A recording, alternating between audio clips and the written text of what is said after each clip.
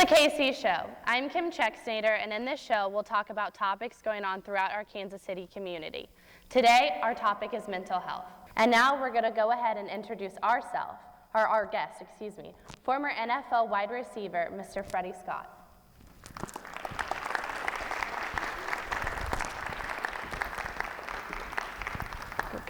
Go ahead and give that to him.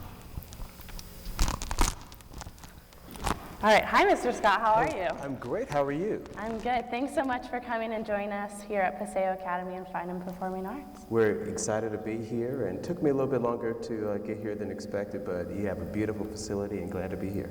Good, we're glad to have you. Before we start talking about mental health, let's just start off and get to know you a little bit better. So just tell us about yourself. I am actually a second-generation NFL player. My dad played in the NFL from 74 to 83 with the Baltimore Colts and Detroit Lions. Then I was fortunate to play as well for 4 years before tearing my hamstring, but I played with the Atlanta Falcons, Indianapolis Colts, and Detroit Lions as well. So football runs in our blood very deep. Well, I know I'm a football fan, and I know people in our audience are as well. So we're here in a high school setting right now, so can you kind of tell us about your high school experience? Wow. I went to high school in Detroit at a school called Country Day. It's actually the same school that Chris Webber, anybody that knows Fab Five back in the day with basketball, Chris Webber and I went to the same school. He was a year ahead of me. College prep school, academics came ahead of athletics, of course, and just it was a great learning experience. The friendships that I established there, I still have today, and it's probably one of the best times of my life because it's the last time you play sports where money isn't an issue. Nobody has a scholarship, nobody has shoe endorsements. We're out here because we want to be out here and we want to play together. And so it's really some special memories and friendships. So I think it's safe to say that you had some pretty big goals in high school. What were those goals, and did you accomplish them? Yes, I did. Of course, wanted to go to college. Initially, I had no plans of playing football initially. My mom and dad both were very focused on making sure academics was the priority. And so when I went to high school, I wanted to go to school for engineering. So every summer I went to an engineering program, whether or not that was at Notre Dame University or at a local school in Detroit. Never went to a football program. And in fact, playing college football didn't come to mind until going into my senior year, where a friend of mine came up to me one day and said, "Freddie, did you see your name in the newspaper?" I said, "No, for what?" They said, "They have you ranked number 5 in the nation." Number 5 in the nation? Oh, I'm pretty good, okay. And so from that, of course, I was recruited and things of that nature, but was able to pretty much go to any school I wanted to academically or athletically. So you got pretty lucky. This crowd right here, we're all upperclassmen, and most of them are seniors. So do you have any advice for us making our post-high school graduation decisions?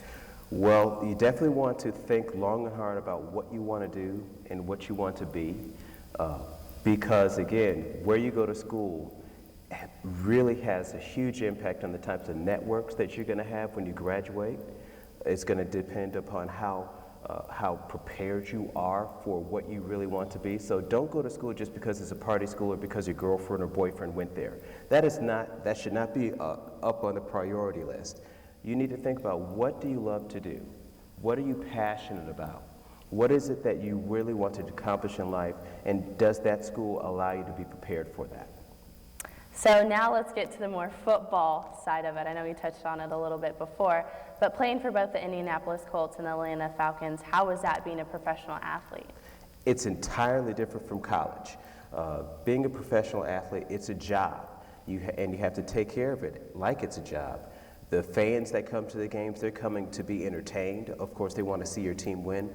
But in college, they show up 2 days before the game. There's cookouts, and they're all across campus, and they love you win, lose, or draw. In the NFL, they love you when you win.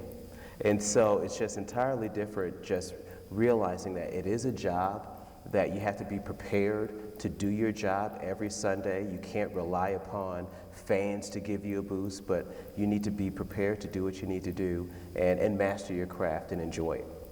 So as an NFL football player, you got a lot of attention for what you did on the field, but now you're getting attention for what you're doing off the field.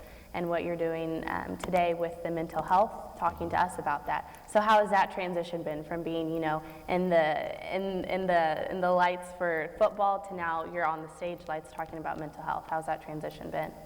It was not easy, because the thing about football is this, especially in the NFL, is they say NFL stands for not for long.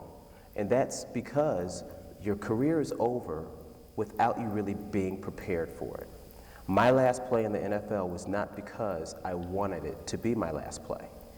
I still believe I can still line up and run and do certain things, but I ended up tearing my hamstring, things outside my control, and before you know it, your career is over.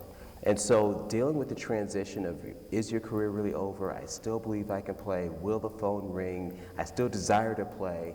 And then accepting the fact that your career is over and then finding a new dream. That transition to finding that other thing that I'd be just as passionate about as football, it took me a while, but I did find it, and it's what I'm doing now, able to launch my own nonprofit, Unlock the Champion, to help people lift themselves, love their spouse, lead their children, and leave a legacy, working out with the NFL as a transition coach and talking about mental health and erasing some of the stigmas to make sure that we're able to be the men and women that we should be.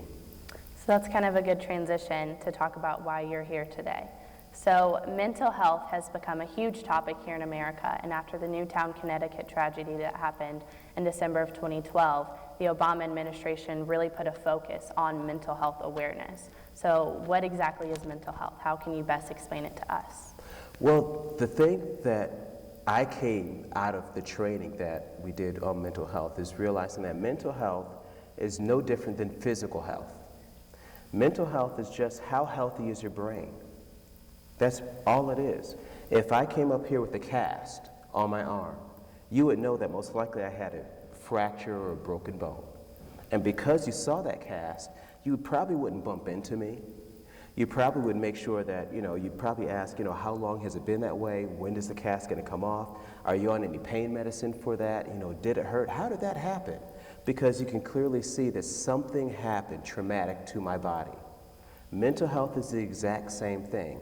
Something traumatic happened, except it happened to our brain, and it's a matter of how we process that and how we cope in dealing with whatever happened mentally, and whether or not I can acknowledge the fact that something happened and being willing to get help if I need to get help. So what do you think about the NFL's partnership with the National Dialogue on Mental Health? I love it. First of all, the most important thing that we have to do is erase all the stigmas or all the stereotypes of what mental health is. Even in the video piece that we saw that even Brandon Marshall's mom had some difficulty saying, no, I don't want you to come out and say you have this because I don't want people to think you're crazy.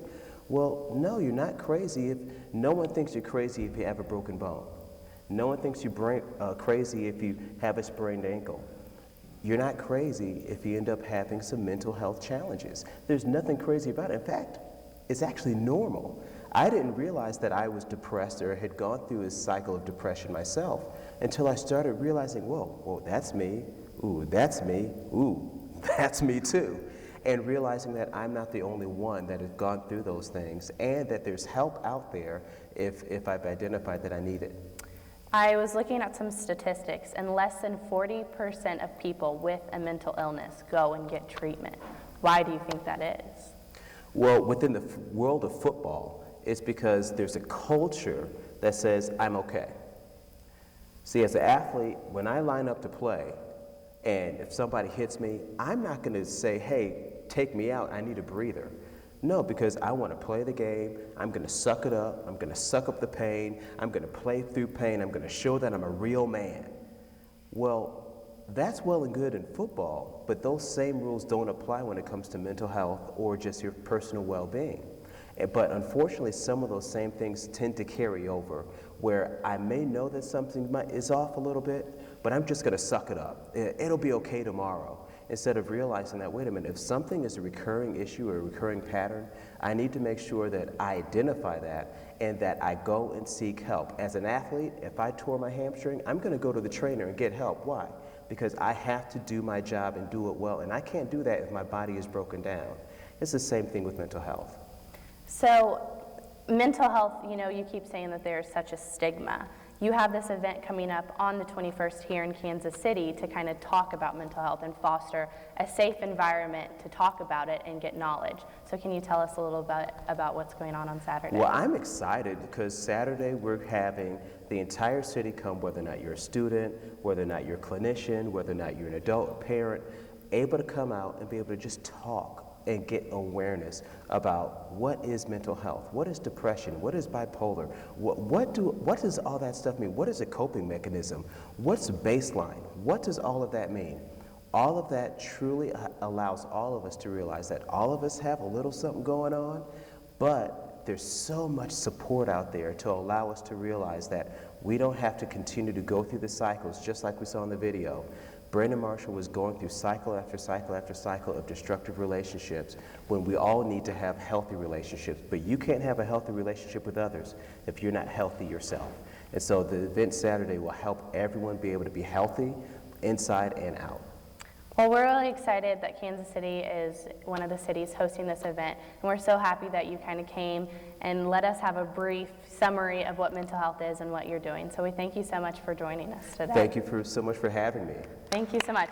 This is the KC Show, and we hope to see you next time. I'm Kim Chexnayder. Have a great day.